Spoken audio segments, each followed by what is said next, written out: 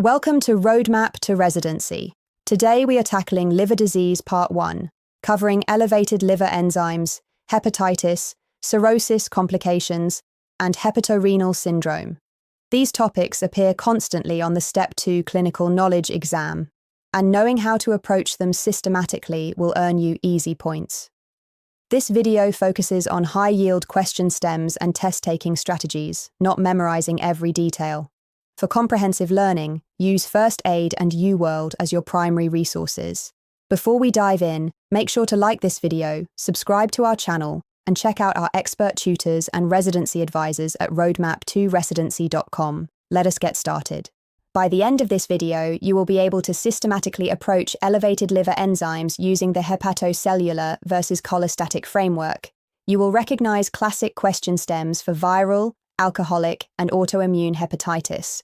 You will identify cirrhosis complications like hepatic encephalopathy, ascites, and spontaneous bacterial peritonitis. And you will master hepatorenal syndrome questions, which are a board favorite. These are patterns you will see over and over again. Here is the most important framework for liver disease questions. When you see abnormal liver enzymes, your first question should be, is this hepatocellular or cholestatic? Hepatocellular injury means the aminotransferases, alanine aminotransferase and aspartate aminotransferase, are elevated out of proportion to alkaline phosphatase. Think hepatitis causes, viral, alcoholic, autoimmune, drugs, ischemia. One key pearl. If aspartate aminotransferase is more than twice as high as alanine aminotransferase, think alcohol. Cholestatic injury means alkaline phosphatase and bilirubin are elevated more than aminotransferases. Think biliary obstruction, primary biliary cholangitis, or primary sclerosing cholangitis. The first test is always right upper quadrant ultrasound to look for dilated bile ducts.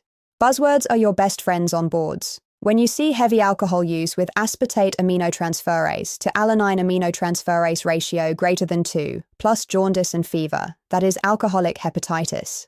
When you see a young woman with elevated aminotransferases, hypergammaglobulinemia, and positive anti-nuclear antibody or anti-smooth muscle antibody, that is autoimmune hepatitis. When you see a cirrhotic patient with ascites, rising creatinine, bland urinalysis, and low urine sodium, that is hepatorenal syndrome. These patterns are tested repeatedly. Read this question carefully. A symptomatic patient with mildly elevated aminotransferases, normal alkaline phosphatase, minimal alcohol use, and obesity. This is the classic setup for metabolic dysfunction-associated steatotic liver disease, formerly called non-alcoholic fatty liver disease. The alanine aminotransferase being higher than aspartate aminotransferase rules out alcohol as the cause. What do you order first? Let us work through this systematically. Step 1. Identify the pattern. This is hepatocellular injury because aminotransferases are elevated with normal alkaline phosphatase. Step 2. Rule out common causes. You need hepatitis B surface antigen and hepatitis C antibody to exclude viral causes. These are cheap, easy tests that should be done on everyone with unexplained elevated enzymes. Step 3. Image the liver. Right upper quadrant ultrasound will show hepatic steatosis in fatty liver disease. The answer is hepatitis serologies plus ultrasound. Liver biopsy is never the first step for asymptomatic enzyme elevation. That is a classic wrong answer choice. New case, heavy alcohol use, jaundice, fever, tender hepatomegaly. Labs show aspartate aminotransferase of 300, alanine aminotransferase of 110. Do the math in your head. That ratio is nearly 3-to-1. This is alcoholic hepatitis until proven otherwise. What is the diagnosis? Here is how to nail this question type. Step 1. Spot the classic ratio. Aspartate aminotransferase to alanine aminotransferase greater than 2-to-1 is pathognomonic for alcoholic liver disease. The boards absolutely love testing this. Also notice that aminotransferases in alcoholic hepatitis rarely exceed 500. If you see aminotransferases in the thousands, think viral hepatitis or ischemic hepatitis instead. Step 2. Assess severity using the Madre discriminant function. The formula is 4.6 times the difference in international normalized ratio plus the total bilirubin. A score of 32 or higher indicates severe disease and requires corticosteroid treatment with prednisolone. This patient qualifies based on the elevated bilirubin and international normalized ratio. This slide is pure gold for step 2. Viral hepatitis comes up constantly.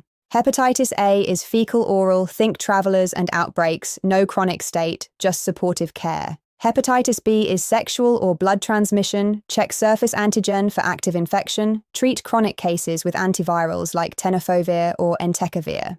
Hepatitis C is blood transmission, screen with antibody, then confirm with viral load, and the direct-acting antivirals now cure over 95% of cases. For autoimmune hepatitis, remember the demographic: young to middle-aged woman with other autoimmune conditions. Serologies show positive anti-nuclear antibody or anti-smooth muscle antibody with elevated immunoglobulin G. Treatment is steroids plus azathioprine. The boards love testing this classic presentation.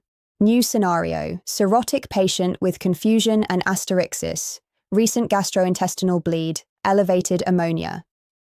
This is hepatic encephalopathy, one of the most common cirrhosis complications tested on boards. The combination of known liver disease plus altered mental status plus asterixis is diagnostic. What is the treatment? Here is the approach. Step 1. Recognize the syndrome. Cirrhosis plus confusion plus asterixis equals hepatic encephalopathy. Asterixis, that flapping tremor of the hands, is the classic physical exam finding. Ammonia level supports the diagnosis but is not required and does not correlate with severity.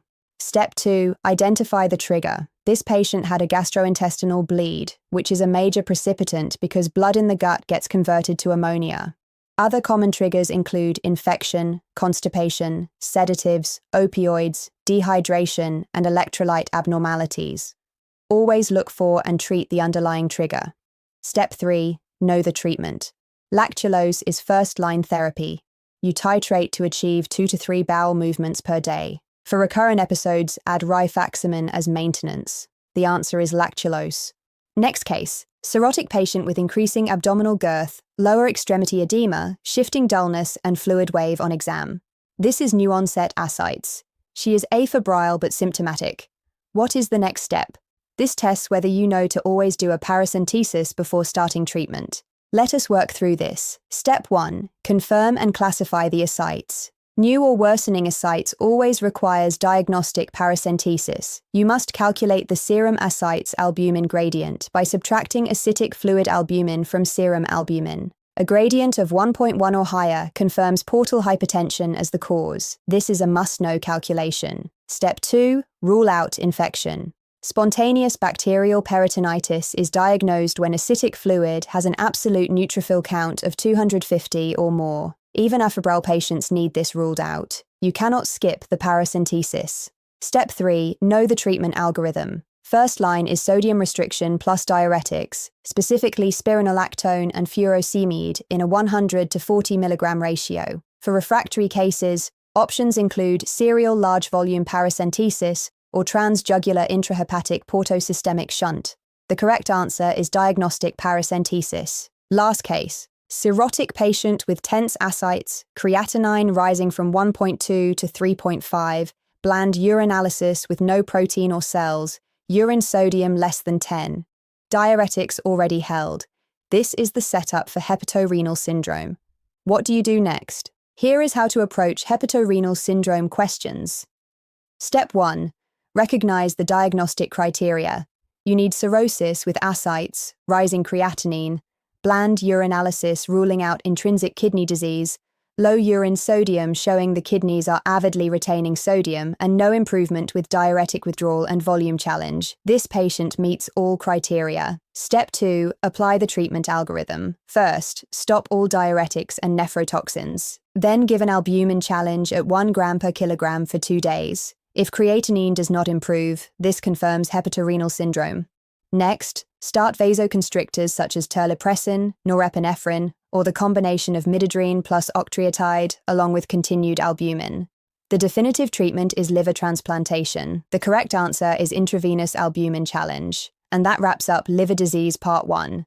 Remember to like and subscribe, and visit roadmap2residency.com for personalized tutoring and residency advising. Good luck on your boards.